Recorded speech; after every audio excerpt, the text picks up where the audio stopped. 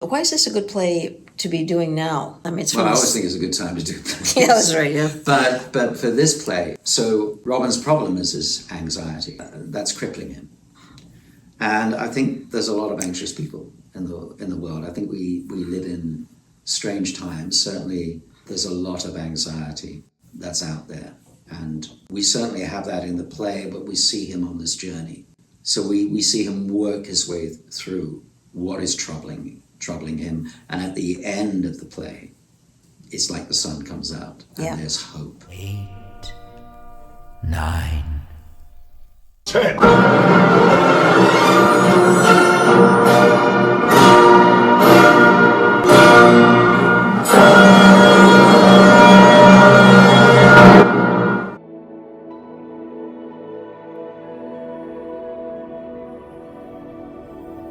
Hello, my name is Janet Irwin. I'm here with Richard Sheridan Willis.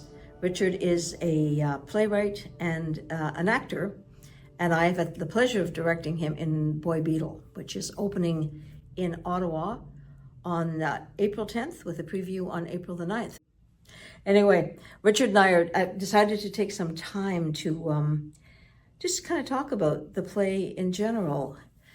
He's managed to do something, I mean, I've had a ball with this because he's managed to do something that is exuberant, sad, funny, profound. There's a lot of very, the aspects of it have been interesting and challenging to direct only insofar as there's one person handling all this material. So we've had a good time, and but one of the things I had not had a chance to ask Richard is how did it all start? I met Richard, I was directing him in a play in the mid-teens, Romeo and Juliet, was that 2015 maybe? Mm-hmm. And shortly after that, he brought a script to me and said, could we do something with this? But I never asked him what was the inciting incident. And I might have maybe been able to work faster had I known that. Anyway, what was it? What were you thinking about when you thought, I could make a play out of that? The genesis of the idea was my brother phoned and said he'd been diagnosed with prostate cancer. And that sparked a whole set of emotions, as you can imagine. Yeah. My brother and I are very close. He's a year younger than me. I just done a solo play, Strolling Player, which was put together because when I came to Canada, I came from New York to Canada, and to emigrate here as a permanent resident, you're asked everywhere you worked, everywhere you traveled, everywhere you lived. So that seemed an impossible task. But then I was touring and I started to gather these memories together of trying to actually work out, where was I? Yeah. And out of that, I made a blog, and out of the blog came this idea for, could I make this into a solo show? When I had this news of prostate cancer, immediately childhood memories came back to me. Mm-hmm. And I thought, I want to write about that. I want to write about childhood. And the play is about a man who, so he has a great love for music in his youth. And it's what he wants to do. And it excites him, and creating excites him. But he gets lost on the way. Yeah. He gets lost and he runs a business. And then life takes over and marriage breaks up. And so when we first meet him, he's at a breaking point. And so he gets put into this, he checks himself into this facility. It's a mental health facility, but he looks at it as a sanctuary to escape from life. But actually the sanctuary is not so much a sanctuary, it has to take him on a journey.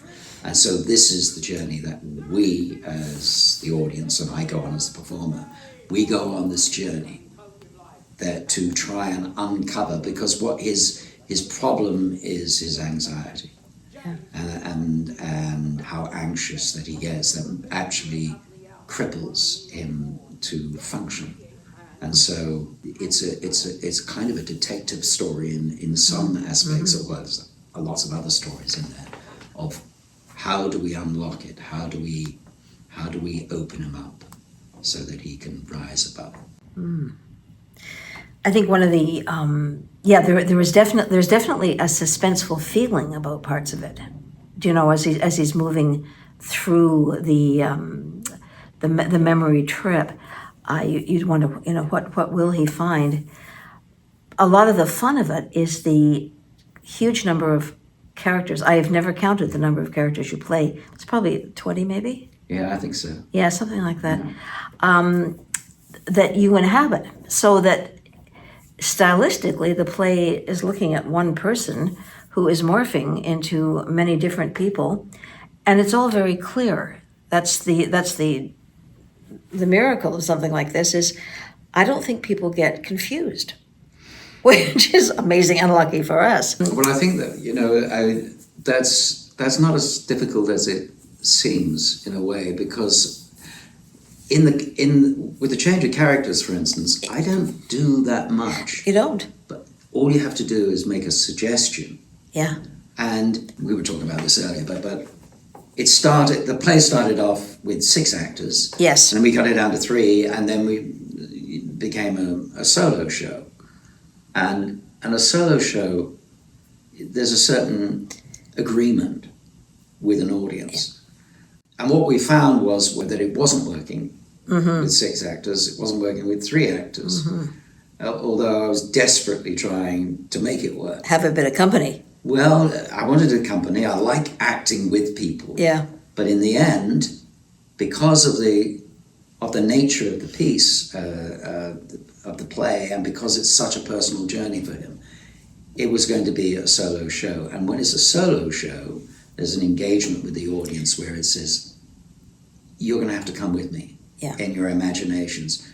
And the audience they don't realize what they're doing, but what they're doing is I can just flick a hand and tilt my head and become someone else. Yeah. But actually, I'm hardly doing anything. Yeah. They're doing all the work for me. Yeah.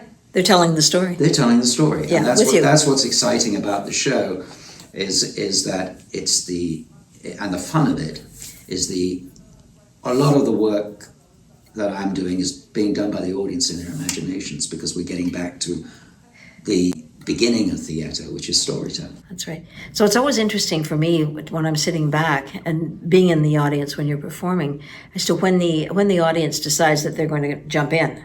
And I don't, there's nothing big about it, but you can tell if they're starting to laugh, or you can tell by the quality of their silence that they're listening very hard. For me, it feels there's an urgency about what you're saying, what Robin needs us to hear. And when somebody comes at you with something like an urgent question or an urgent problem that they need a solution to, most of us just want to go along, to help.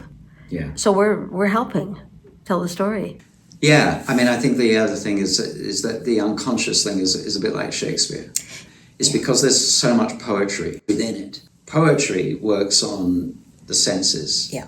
And it works physically on people. So there's a lot of musicality inside it. So they're listening and they're working it out and they are imagining, but also their whole being is being affected by the language. Isn't that interesting? Because we have poems from A. Mill in there and Robert Louis Stevens, like children's poems. That's right. But there's poetry in the play that's laced. It's laced with this poetry and these rhythms and this language. I love it that Mum, who is the actress, she gets a chance to have poetry because she obviously loves language, and she has the capacity to deliver it in a very theatrical way. So you're saying, okay, well, that's perfect for her because that's her size. But then you go to someone else and there's poetry in what they're doing. You say, well, that's perfect for him because that's kind of his size. And they're different, Our brains are just going, oh yeah, okay, I'm on the ride. That's fun. Why is this a good play to be doing now, do you think? I mean, it's I always think it's a good time to do plays. Yeah, that's right, yeah. But for this play, so Robin's problem is his anxiety. Yes. That's crippling him.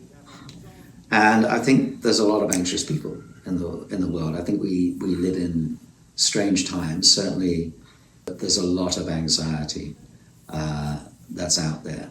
And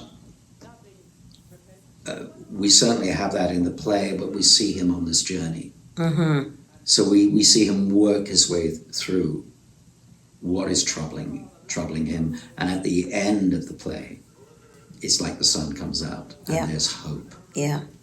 And we're left uplifted, which, I mean, like any good theatre, that's what you want. You want to feel like you come to a different place that's away from the real world. Yeah. But that makes the real world suddenly easier to deal with. Yeah. And in your whole senses are buzzing. You know, that's the great thing. And I think what's important is that to go to the theatre, come and see the play, you get away from doom scrolling, you're sharing in the community, you're supporting theatre, but you're also being taken away from that, and you're taking on this other personal journey, and you're being delivered a message at the end of hope. I think hope is what we all need right now. I had never thought about this aspect of Robin before, I mean, him as a storyteller, but we can see him actually as the hero, mythically as the hero, because he's brave enough to take steps that he doesn't want to take. Yeah. And to be challenged. And he could go, I'm just had it with everything. I'm not going to do that. But he doesn't. And we keep seeing him go deeper and deeper into his memories. You can't overcome things that have already happened in the past, but you can overcome the way you look at them. Yeah. And how they relate to you as an adult. That's right. That's the key. Hope is possible then. Hope is possible if you're learning what the triggers are and how it's affecting you. Part of his anxiety is not so much what is happening in the present day. It's reactions that trigger his old memories in the childhood. And that's why he can, once he's gone through those triggers and seen how it affects him in the present world, and we see that then at the end, is that there's hope, there's a pathway forward for him. Well, we can all in our current world use the hope we can get. That's right. Yeah, so it's good. Yeah. Okay, thank you. Thank you, Janet. Okay, my pleasure. Shall we get back to work? Yeah, that's right. Yeah. Let's run this play again. Oh, my goodness. No. We don't have to do that. We've done that already. That's good. Okay, I think that was good. And in my head, the raindrops sound like... Step into the world of Boy Beatle, where memories and imagination blur. Once, music was his passion and refuge, but now it has slipped away, leaving him lost. Yet hope lingers. Guided by the haven and faith, he embarks on a magical journey back to his childhood, seeking to restore the harmony that once filled his soul. Boy Beatle. A heartwarming and unforgettable exploration of rediscovery and resilience.